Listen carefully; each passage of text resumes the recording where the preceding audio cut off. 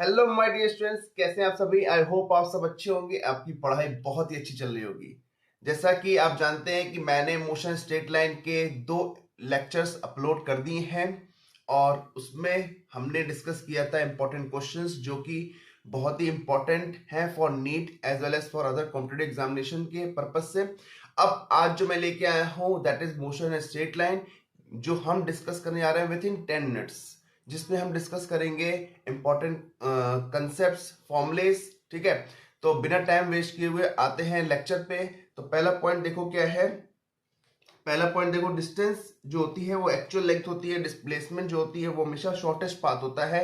Distance जो होती है हमेशा डिस्प्लेसमेंट से ज्यादा भी हो सकती है और उसके बराबर भी हो सकती है, लेकिन कम कभी नहीं होगी। तो ये पॉइंट नोट करना इंपॉर्टेंट है।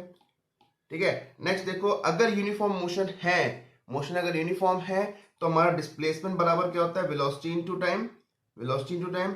और एवरेज स्पीड, एवरेज वेलोसिटी और इंस्टेंटेनियस वेलोसिटी तीनों बराबर होती हैं फॉर यूनिफॉर्म मोशन के लिए। ठीक है, नेक्स्ट देखो, एवरेज स्पीड कैसे निकालते हैं, जब हमारा टाइम जो हो वो पैटर्न में दे रखा हो, मतलब टाइम दे रखा हो क्वेश्चन में, तो कैसे निकालते हैं एवरेज स्पीड। एवरेज स्पीड का फॉर्मूला होता है total distance covered by total time taken.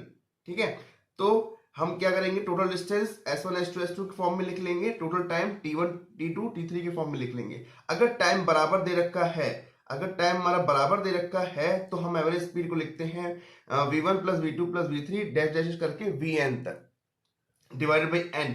और जो कि अगर हमारे पास सिर्फ 2 वेलोसिटी दे रखी है V1 एंड V2 और सिर्फ इसी के बारे में बात कर रहा है, that is arithmetic mean of speed.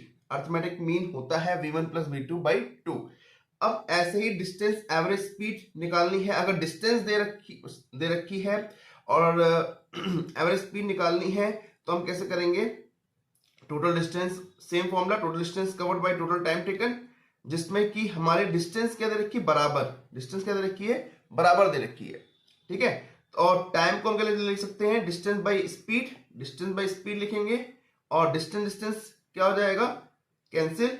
तो बाद में क्या बचेगा, n upon 1 upon V1 plus 1 upon V2 plus 1 upon V3। ठीक है, तो हमारा जो फाइनल एक्सप्रेशन आएगा दैट इज हार्मोनिक मीन के फॉर्म में आएगा। क्लियर। अब देखो नेक्स्ट पार्ट क्या है, नेक्स्ट पार्ट है हमारा इंस्टेंटेनियस वेलोसिटी। इंस्टेंटेनियस वेलोसिटी का मतलब होता है rate of change of displacement. तो यहां पे rate of change of displacement को इंस्टेंटेनियस वेलोसिटी कहते हैं। अगर हमें डिस्प्लेसमेंट निकालना है तो हमें इंटीग्रेट करना पड़ेगा इस रिलेशन से। सारी चीजें इंपॉर्टेंट हैं, नोट करते हुए चलिएगा प्लीज। ठीक है, अब इंस्टेंटेनियस एक्सेलरेशन क्या होता है, rate of change of displacement, that is called instantaneous acceleration. अगर हमें वेलोसिटी निकालनी है, चेंज इन वेलोसिटी, तो हमें इंटीग्रेट करना पड़ेगा। ठीक है, सबसे इंपॉर्टेंट पॉइंट जो केस 1 एंड केस 2 है, केस 3 इतना इंपॉर्टेंट है नहीं है, लेकिन फिर भी हम डिस्कस करेंगे। केस 1 क्या है, अगर हमारे वेलोसिटी फंक्शन ऑफ टाइम देता है, means v is equal to t square plus 2t, इस फॉर्म में देता है, तो हम डिफरेंशिएट करके एक्सेलरेशन निकाल सकते हैं। और डबल डिफरेंशिएट करेंगे, अगर हमारा अगर x दे रखा है function of time T square plus 2t या T cube plus 3t square, इस फॉर्म में दे रखा है, किसी फॉर्म में दे रखा है, मतलब x जो है वो t के फंक्शन है, तो हम इसको एक बार डिफरेंशिएट करेंगे तो वेलोसिटी मिलेगी, और फिर से वेलोसिटी को डिफरेंशिएट करेंगे तो एक्सेलरेशन मिलेगा, तभी यहाँ पे डबल डिफरेंशिएट लिखा हुआ है। सिमिलरली अगर वेलोसिटी फंक्शन ऑफ x है, इस पैटर्न के क्वेश्चन मैंने डिस्कस किए हैं, जिन्होंने लेक्चर नहीं देखा है वो डिस्क्रिप्शन बॉक्स में लिंक लगा दूंगा दोनों लेक्चर्स के, प्लीज जरूर देखिएगा। तो उसमें a बराबर v dv by dx, a बराबर v dv by dx relation का यूज करते हैं, ये इंपॉर्टेंट है दोनों केस। थर्ड केस क्या है, अगर कभी कभी क्वेश्चन थोड़ा सा कॉम्प्लिकेटेड बनाने के लिए क्या कहते हैं, t is a function of, जैसे देते हैं एक्स स्क्वायर प्लस 2x, इस तरीके से दे दिया कि t is a function of x, तो हम क्या करेंगे, ये रिलेशन याद रखना, डबल डिफरेंशिएट करेंगे t को with respect to x, double differentiate करेंगे t को with respect to x into v times v का क्यूब टाइम्स मल्टीप्लाई कर लेंगे। तो ये जो इंपॉर्टेंट रिलेशन लिखवाए हैं, लिखे हुए हैं मैंने, ये नोट कर लीजिएगा प्लीज। ठीक है, तो अगर क्वेश्चन आता है तो आपको डायरेक्ट यही प्रोसीड करना है। अब देखो, अगर आपके पास वेलोसिटी दे रखा है तो अगर आप इसको इंटीग्रेट करेंगे तो डिस्प्लेसमेंट मिलेगा, और अगर आप डिफरेंशिएट करेंगे तो एक्सेलरेशन मिलेगा। ठीक है, अगर एक्सेलरेशन दे रखा है, इसको इंटीग्रेट करेंगे तो वेलोसिटी मिलेगी, और वेलोसिटी और डिस्प्लेसमेंट दे रखा है, डिस्प्लेसमेंट को डिफरेंशिएट करेंगे तो वेलोसिटी मिलेगी। तो डिस्प्लेसमेंट को डिफरेंशिएट करेंगे तो वेलोसिटी मिलेगी, एक्सेलरेशन और एक्सेलरेशन को इंटीग्रेट करेंगे तो वेलोसिटी मिलेगी। तो ये एक रिलेशन है, ये याद रखना। क्लियर? चलो नेक्स्ट। अब क्या है, अगर कांस्टेंट एक्सेलरेशन है, मोशन विद कांस्टेंट एक्सेलरेशन, तो 4 इक्वेशंस होती हैं। पहली equation v is equal to u plus a t, जो आपने पढ़ रखी है, s equal to u t plus half a t square, ये भी आपने पढ़ रखी है। तीसरी है हमारी v square is equal to u square plus 2as, तीसरी इक्वेशन भी आपने पढ़ रखी है, ठीक है। और चौथी equation that is s is equal to u plus a by 2 2n minus 1, this is fourth equation, ठीक है। अब देखो इसमें केसेस कैसे कैसे बनते हैं। पहला जो केस क्या है, अगर एक इंसान ट्रेवल कर रहा है ए से बी ट्रेवल कर रहा है, ए से बी ट्रेवल कर रहा है और अनइक्वल डिस्टेंस कवर कर रहा है। पहले ए से सी जा रहा है, लेट दिस डिस्टेंस s1, और सी से बी जा रहा है, let distance s2। Time interval same है, टी टाइम इंटरवल सेम है। तो अगर आपको इनिशियल वेलोसिटी निकालनी है, मतलब ए पे क्या वेलोसिटी रही होगी, तो आपको ये एक्सप्रेशन यूज करना है, that is 3 times s1 minus s2 by 2t। Clear? और अगर आपको एक्सेलरेशन निकालना है तो एक्सेलरेशन निकाल सकते हैं s2 minus s1 by T square. तो ये दो रिलेशन याद रखना, जिससे कि आप डायरेक्ट यूज कर सकते हैं, ठीक है। अगर हमारे पास एक प्लैंक वाला क्वेश्चन भी आता है कि हमारे नंबर ऑफ प्लैंक्स रखे हुए हैं, ठीक है, there n number of planks, और अगर यहां से बुलेट इंटर करती है, यहां से बाहर आती है, तो इनिशियल वेलोसिटी है, फाइनल वेलोसिटी, ठीक है। तो अगर हमें देखना है कितने नंबर ऑफ प्लैंक्स हैं इनके बीच में, तो आप ये रिलेशन यूज कर सकते हैं, ठीक है। और एक बहुत इंपॉर्टेंट कंसेप्ट ये भी आता है कि एक पोल है और ट्रेन का इंजन जो है इस पोल को क्रॉस करता है विथ वेलोसिटी v, ठीक है। और लास्ट जो एंड है ट्रेन का, वो इस पोल को क्रॉस करता है विथ वेलोसिटी u, ठीक है। तो आपसे पूछा जाएगा मिडिल वाला जो है वो कितनी वेलोसिटी से इसको क्रॉस करेगा, इस पोल को। तो आपको ये रिलेशन यूज करना है, that is under root v square plus u square by 2, ठीक है। अगर आपको एक क्वेश्चन ये भी पूछा जाता है कि हम स्टार्टिंग वेलोसिटी u है, फाइनल जाकर रुक जाएंगे, a से रिटार्डेशन हो रहा है, तो स्टॉपिंग डिस्टेंस कितनी होगी, that is u square by 2a, that is आप थर्ड इक्वेशन लगा सकते हैं, v square u square plus 2s, वहां से भी आपका ये रिलेशन आ जाएगा। अब इस वाले रिलेशन को देखो, ये मैंने इसके क्वेश्चन भी डिस्कस किए हैं। अगर ratio distance travel in equal interval of time में अगर आपको डिस्टेंस ट्रेवल करनी है इन यूनिफॉर्म एक्सेलरेटेड मोशन में, तो 1:3:5 होता है, 1:3:5 होता है। एवरेज स्पीड निकालनी हो तो u plus v by 2 for uniform accelerated motion, ठीक है। नेक्स्ट देखो क्या है, ग्राफिकल का कंसेप्ट से इंपॉर्टेंट, अगर आपको velocity is equal to differentiate of dx by dt होता है, इसका मतलब क्या हुआ, that is slope of position time graph. अगर हमारे पास पोजीशन टाइम ग्राफ दे रखा है, ठीक है, तो इसका जो स्लोप होता है वो हमें वेलोसिटी को रिप्रेजेंट करता है। और अगर पोजीशन निकालनी है, वेलोसिटी टाइम ग्राफ दे रखा है, ये भी मैंने लेक्चर में डिस्कस कर रखे हैं, क्वेश्चन भी कर रखे हैं इसके डिस्कस, तो जरूर देखिएगा।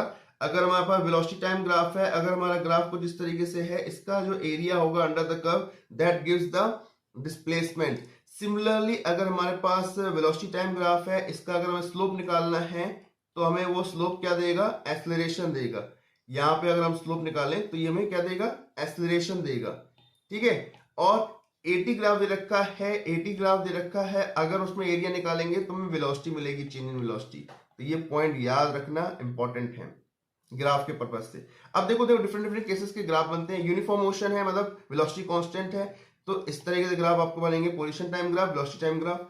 अगर यूनिफॉर्मली एक्सेलरेटेड मोशन है, तो वेलोसिटी टाइम ग्राफ हमारा कांस्टेंट स्लोप से चलता जाएगा, जिसमें कांस्टेंट एक्सेलरेशन कह सकते हैं। और डिस्प्लेसमेंट डायग्राफ कुछ कर्व टाइप का बनेगा इस तरीके से। और अगर यूनिफॉर्मली एक्सेलरेटेड मोशन है लेकिन वेलोसिटी जीरो नहीं है, इनिशियल वेलोसिटी जीरो नहीं है, तो स्टार्ट कहीं यहां से होगा, और डिस्प्लेसमेंट जीरो है, मतलब स्टार्टिंग पॉइंट जीरो है, तो यहां से स्टार्ट होगा। क्लियर? अगर यूनिफॉर्म एक्सेलरेटेड मोशन है लेकिन वेलोसिटी जीरो नहीं है हमारी, और तो जैसे ऊपर ग्राफ था वैसे ही ग्राफ रहेगा, लेकिन डिस्प्लेसमेंट वाला ग्राफ जो है वो हमारा स्टार्टिंग पॉइंट जो है वो ओरिजिन नहीं है, किसी सर्टेन डिस्टेंस से स्टार्ट कर रहा है, तो ग्राफ इस तरीके से रहेगा। Uniformly retarded motion till velocity become zero, till जब तक वेलोसिटी जीरो नहीं हो रही है तो रिटार्ड कर रहा है, तो आपका ग्राफ वीटी ग्राफ इस तरीके से रहेगा और डिस्प्लेसमेंट टाइम ग्राफ इस तरीके से रहेगा, या पोजीशन टाइम ग्राफ इस तरीके से रहेगा।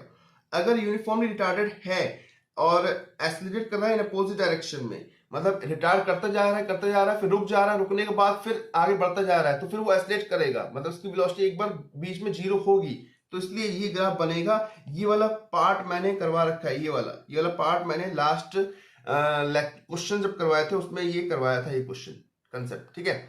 तो ये इंपॉर्टेंट है, सारे ग्राफ अपने माइंड में रखना जरूर, ठीक है। नेक्स्ट देखो क्या है, ये इंपॉर्टेंट केस है, बहुत बार पूछते हैं। A car accelerate from rest, car जो है रेस्ट से स्टार्ट करती है, कांस्टेंट रेट से अल्फा से आगे बढ़ती जाती है, फिर जब इसकी वेलोसिटी कांस्टेंट होती है उसके बाद फिर डीएक्सेलरेट करती है बीटा से डीएक्सेलरेट करके जाके फाइनली रुक जाती है, फाइनली वेलोसिटी उसकी जीरो हो जाती है। तो उसका जो ग्राफ बनेगा वो इस तरह बनेगा, पहले एक्सीलरेट करेगा का मतलब क्या हुआ, इसका जो एंगल होगा वो अल्फा होगा, फिर डीएक्सेलरेट करेगी, फिर इसका एंगल बीटा होगा। तो आपसे पूछा जा सकता है कि टोटल टाइम जो लगा वो टी लगा हुआ है, आप पूछ सकते हैं आपकी maximum velocity means maximum velocity ये वाले पॉइंट क्या होगा, तो याद रखना alpha beta by alpha plus beta into T, ये मैक्सिमम वेलोसिटी। टोटल डिस्टेंस कितनी होगी, half alpha beta by alpha plus beta into T square, ये टोटल डिस्टेंस कवर करेगी, ठीक है। तो इस पैटर्न के क्वेश्चन में ये पार्ट पूछ सकते हैं।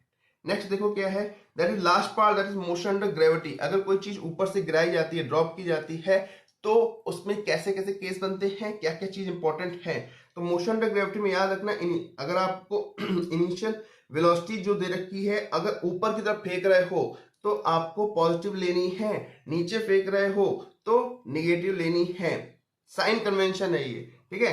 एक्सेलरेशन हमेशा नीचे की तरफ रहता है, चाहे आप ऊपर फेंको चाहे नीचे फेंको, हमेशा नीचे की तरफ रहेगा, जिसके लिए हम लेंगे हमेशा नेगेटिव।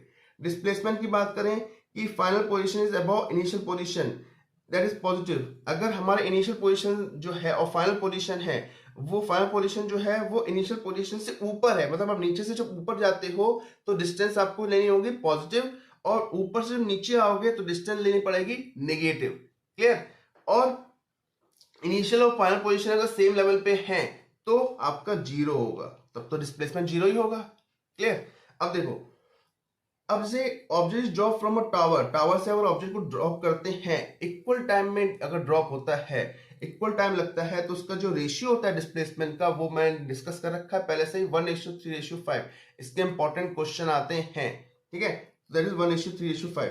अगर ratio of time covering of equal distance, पहले क्या है, इक्वल इंटरवल है, इक्वल इंटरवल। अब अगर इक्वल डिस्टेंस है तो अगर आपसे रेशियो टाइम का पूछा है तो ये रेशियो होता है 1:√2 माइनस √1, रेशियो √3 माइनस √2, इस तरीके से पैटर्न में चलता है।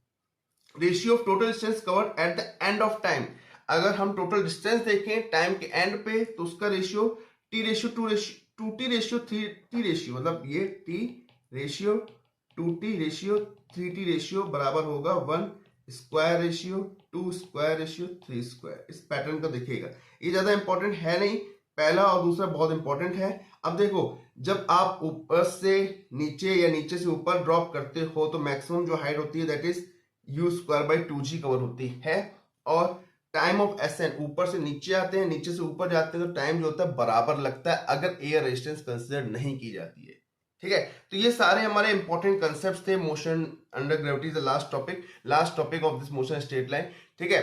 तो अगर आप चैनल में नए हैं तो प्लीज सब्सक्राइब करिए चैनल को, अपने दोस्तों को भेजिए, ऐसे आपको बहुत सारे हर चैप्टर के विदिन 10 मिनट्स या 15 मिनट्स के अंदर आपको पूरा लेक्चर कवर करवा दिया जाएगा, और जो इंपॉर्टेंट पॉइंट्स या कंसेप्ट बताऊंगा वो जरूर नोट करिएगा, सो दैट आप एग्जाम से पहले अगर आपको रिवाइज करना हो तो आपको एक रिवीजन भी कर सकें, ठीक है। और इसकी PDF आपको टेलीग्राम चैनल में भी मिल सकती है, ठीक है। Okay, bye bye.